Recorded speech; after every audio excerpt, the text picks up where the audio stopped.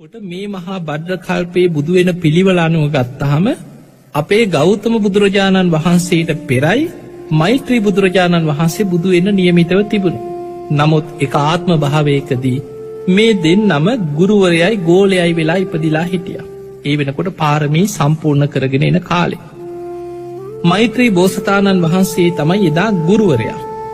ගෝලයා බවට පත්වෙලා හිටිය අපේ බෝසතාණන් වහන්සේ. මේ ගුරුවරයයි ගෝලයයි දෙන්නම හොඳට භාවනා කරලා අෂ්ට සමාපatti දක්වාම හිත වඩාගෙන තාපසාරාමයක තවුස් පැවිද්දෙක් හොඳට ගුණ ධර්ම වඩාගෙන හිටියා. දෙන්නම බුද්ධත්වයේ ප්‍රාර්ථනා කරනවා පාරමී පුරන.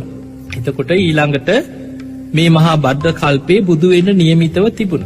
ඒ යන අතරතුර දවසක් මෛත්‍රී බෝසතාණන් වහන්සේත් අපේ බෝසතාණන් වහන්සේත් කැලේ මැදින් බොහෝ දුර ගමනක් යන්න දෙන්න පිටත් වුණා. ගුරුවරයයි ගෝලයයි.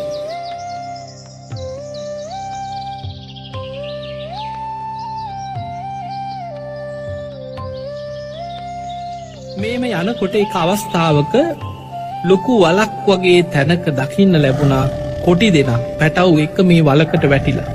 පැටව් කීප දෙනෙක් ඉන්නවා කොටි දෙනට ආහාරයක් නැතුව බොහෝ කුසගින්නේ අර පැටවුන් කන්න සූදානන් වෙනවා.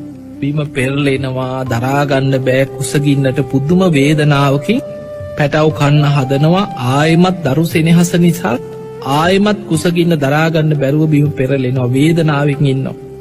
ඒ වෙලාවේ අපේ බෝසතාණන් වහන්සේත් මෛත්‍රී බෝසතාණන් වහන්සේ මේ දිහා බලාගෙන ඉඳලා උන්වහන්සේලා වටහා ගත්තා මේ කොටි දෙන කුසගින්න දරාගන්න බැරුවයි තමන්ගේ පැටව් ආහාර කරගන්න හදන්.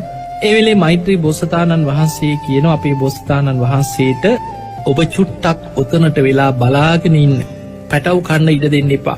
මම ඉක්මනට ගිහිල්ලා කොටි දෙනගේ කුසගින්න නිවන්න ආහාර යමක් හොයාගෙන එන්නම් කිව්වා. කියලා මෛත්‍රී බෝසතාණන් වහන්සේ මේ කොටි දෙනගේ කුසගින්න නිවන්න මොනවා හෝ ආහාරයක් හොයන්න කැලේට ගිය. අපේ බෝසතාණන් වහන්සේ දැන් මේ දිහා බලාගෙන ඉන්න කොහොම හරි පැටව් කන්න නොදී බේරගන්න අර ආහාර ටික අරගෙන එනකම්. බොහෝ වෙලාවක් ගත වුණා බැලුවා එන පාටක් නෑ. තාම මෛත්‍රී බෝසතාණන් වහන්සේ ආහාර හොයමින් ඇවිදින. එහෙම ඇවිදිනවා එන පාටක් නෑ. අර කොටි දෙනට කුසගින්න දරාගන්න බැරිම තැන පැටවුන්ව කණ්ඩ සූදානන් වෙනවා.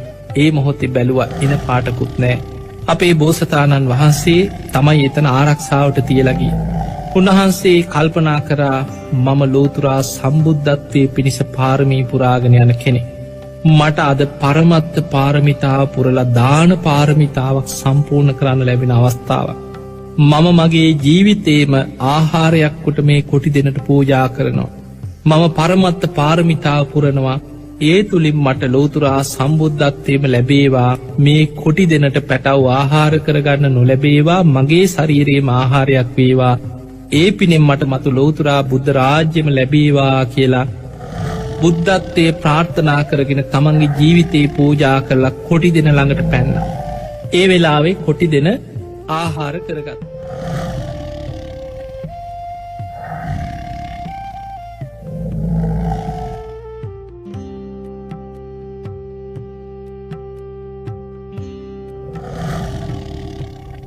ටික වෙලාවකට පස්සේ මෛත්‍රී බෝසතාණන් වහන්සේ ආහාර ටිකක් හොයාගෙන ආවා. ඇවිල්ලා බලනකොට ගෝලයා පේන්න නෑ නවත්තලා ගිය කෙනා පේන්න නෑ. වටපිට බැලුවා පහළ බලනකොට ඇඳුම් කෑලි ටික දැක්ක ගෝලයා. ඒ වෙලේ කාරණේ වටහා ගත්ත නුවණින් බැලුවා ප්‍රාර්ථනාව දැක්කා. ඒ වෙලේ මෛත්‍රී බෝසතාණන් වහන්සේ ප්‍රාර්ථනාවක් කරා ඉක්මම් බුදුන් බුදු වුණාවේ. තමන් තමයි ඉස්සරලා බුදු වෙන්න හිටියේ.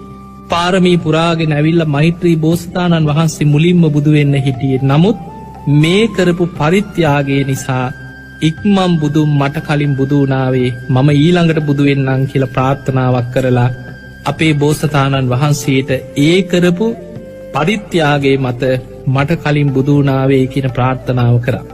අන්න ඒ නිසා තමයි අපේ බෝසතාණන් වහන්සේ මෛත්‍රී බුදුරජාණන් වහන්සේට පෙර මේ මහා භද්‍ර කල්පයේ 4 වෙනි බුදුරජාණන් වහන්සේ හැටියට මිනිස් ආයුෂ අඩුම කාලෙක හරි මනුස්ස ලෝකෙට ඇවිල්ලා ඉක්මනින් සම්බුද්ධත්වයට පත් වුණේ.